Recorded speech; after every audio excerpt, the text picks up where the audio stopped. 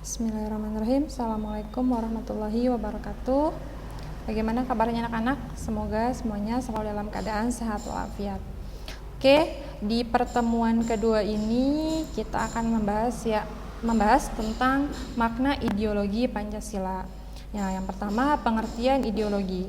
Secara etimologi atau secara bahasa, ideologi terdiri atas dua kata, yaitu idea dan logos. Nah, ini dalam bahasa Yunani. Idea berarti pikiran dan logos berarti ilmu.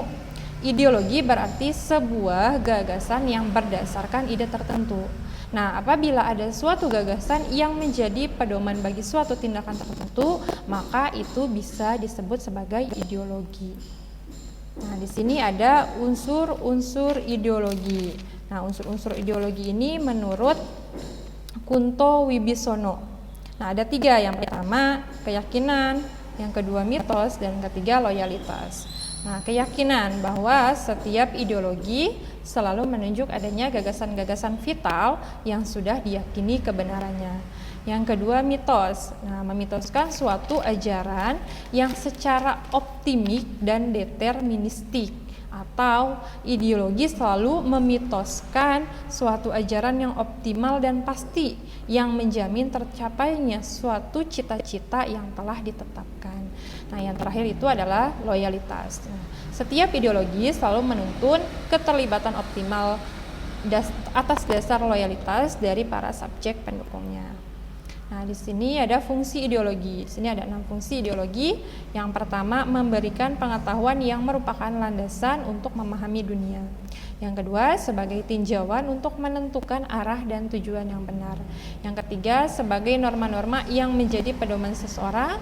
Yang keempat, sebagai bekal bagi seseorang untuk menemukan jati dirinya.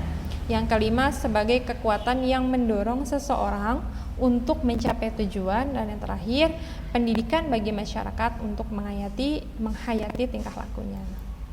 Nah, di sini ada arti penting ideologi. Ideologi sangat diperlukan karena membangkitkan kesadaran akan kemerdekaan, memberikan motivasi dalam perjuangan melawan penjajah. Nah, pentingnya ideologi dapat dilihat dari fungsinya. Nah, ideologi merupakan sesuatu yang berfungsi sebagai pandangan hidup atau petunjuk arah semua kehidupan suatu bangsa di berbagai aspek kehidupan masyarakatnya, bangsa, dan negara. Nah, di sini ada 5 poin dari arti penting ideologi. Yang pertama, negara mampu membangkitkan kesadaran akan kemerdekaan.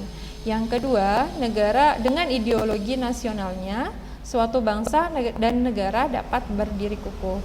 Yang ketiga, ideologi memberikan arah dan tujuan yang jelas. Keempat, ideologi dapat mempersatukan orang dari berbagai pandangan hidup. Dan terakhir, ideologi dapat mempersatukan orang dari berbagai macam agama. Nah, latar belakang Pancasila sebagai ideologi. Pancasila sebagai dasar negara atau ideologi nasional Indonesia tidak terbentuk secara tiba-tiba atau sekali saja. Nah, tetapi melalui proses yang sangat panjang atau proses sejarah bangsa Indonesia. Nah, nilai-nilai dasarnya telah ada dan berasal dari bangsa Indonesia sendiri. Pancasila merupakan pedoman bagi bangsa Indonesia yang tercermin dalam kepribadian dan pandangan hidupnya. Nah, secara implisit Pancasila itu dijadikan ideologi sejak tanggal 17 Agustus 1945. Nah, tetapi kalau secara yuridis Indonesia itu Pancasila itu disahkannya pada tanggal 18 Agustus 1945. Nah, di sini ada kedudukan Pancasila. Yang pertama, Pancasila sebagai pandangan hidup bangsa. Yang kedua, Pancasila sebagai dasar negara. Yang ketiga, Pancasila sebagai ideologi nasional. Yang keempat, Pancasila sebagai sumber dari segala sumber hukum. Yang kelima, Pancasila sebagai jiwa dan kepribadian bangsa. Kelima, Pancasila sebagai perjanjian luhur. Dan terakhir, Pancasila sebagai cita-cita dan tujuan bangsa. Oke, cukup sampai di sini pembahasan atau pertemuan kali ini.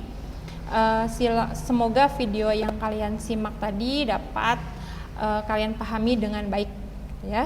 Nah, silahkan untuk tugasnya kalian kerjakan tugas mandiri halaman 12. Nah, apabila ada yang kurang jelas atau kurang kalian pahami, silahkan kalian WA saya atau japri saya. Oke, sekian. Terima kasih atas segala perhatiannya. Wassalamualaikum warahmatullahi wabarakatuh.